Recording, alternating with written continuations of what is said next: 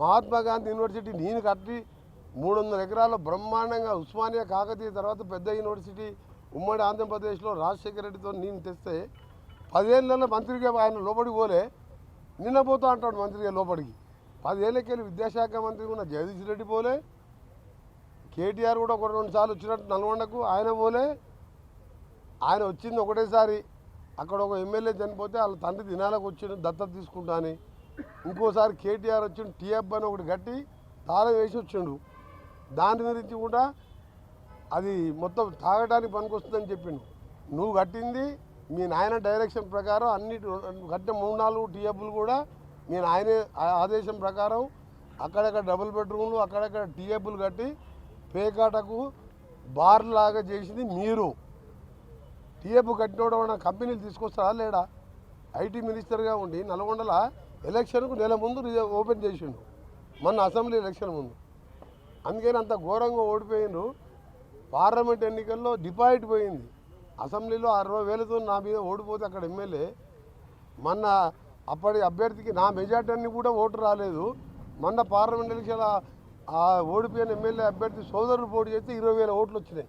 MLA ఎంపీగా పోటీ చేస్తే 20,000 ఓట్లు వచ్చిన ఆయనకు నల్గొండకు వచ్చి నా మీద మాట్లాడితే తెలంగాణ కోసం కొట్లాడి మంత్రి పదవి వదిలిపెట్టి సొరంగం లాంటి ప్రాజెక్టు తీసుకొచ్చి ఫ్లోరైడ్ కోసం కొట్లాడినప్పుడు వీళ్ళ ఆయన డిప్యూటీ స్పీకర్గా అధికార హోదాలో బుల్లెట్ ప్రూఫ్ కార్లలో తిరుగుతున్నాడు.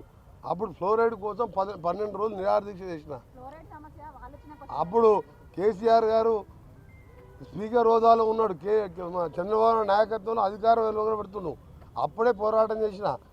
ఆయనకంటే ముందు ఎమ్మెల్యే కాకముందు ముందు ఎన్ఎస్పీ యూత్ కాంగ్రెస్ నాయకునిగా మా నాయన ఎమ్మెల్యే కాదు, ట్రాన్స్పోర్ట్ మినిస్టర్ కాదు, డిప్యూటీ స్పీకర్ కాదు, ప్రజల్లో ఉండి ప్రజలతో నుండి యూత్ కాంగ్రెస్ ఎన్ఎస్పీ నాయకునిగా సొంతంగా కాంగ్రెస్ పార్టీ టికెట్ ఇస్తే ప్రజానాయకుడు యువ నాయకునిగా ఉండి ప్రజలతో ఉండి ఎమ్మెల్యే అయినా.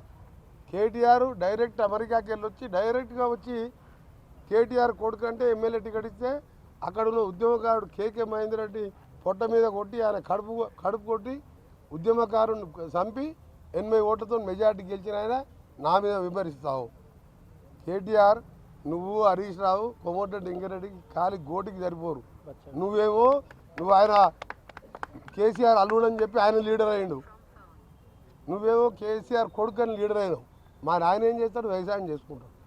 ఎట్లయినా నేను 5 సార్లు ఎమ్మెల్యేకి ఒకసారి ఎంపీగా, నువ్వు మొన్న నీ ఎందుకు పార్లమెంట్ ఎన్నికల్లో నా కాన్ఫిడెన్స్ నేను 1 గంట కూడా ప్రచారం చేయలే. 60,000 మెజార్టీ వచ్చింది మా రఘువీర్ రెడ్డికి. నువ్వు సిరిసిల్లలో 10,000 కోట్లు అభివృద్ధి చేసుకున్నావు కదా, 6,000 మైనస్ ఎందుకు వచ్చింది? 6,000 బండి సంజయ్కి లీడ్ ఎందుకు వచ్చింది?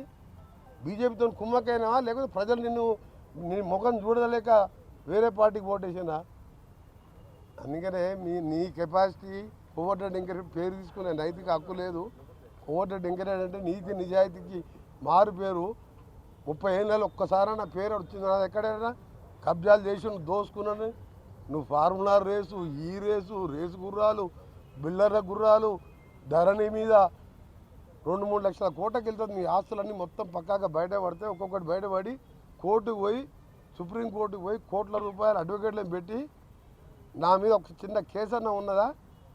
అవినీతి వరకు ఉన్నదా? 3 ఏళ్ళ పదవి వదిలిపెట్టుకున్నోని మీ నాయనలాగా రాజీనామా చేయ by election, collection, re election, by election.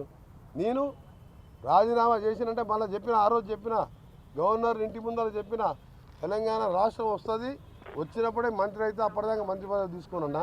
అందుకనే ఆ బచ్చగాల గురించి మాట్లాడకు.